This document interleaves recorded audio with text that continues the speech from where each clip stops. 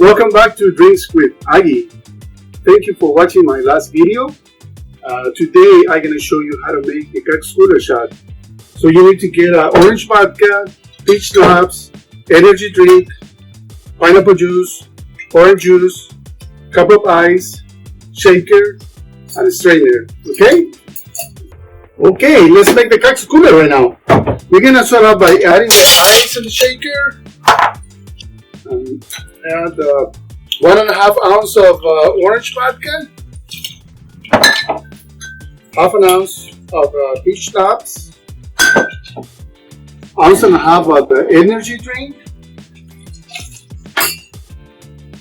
1/2 ounce of the orange juice,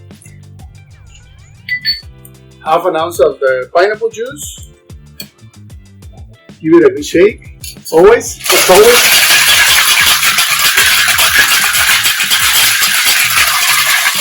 Whoa! Just kidding. And pour in your favorite shot glass. Just like that. There you have it. Cheers! Enjoy!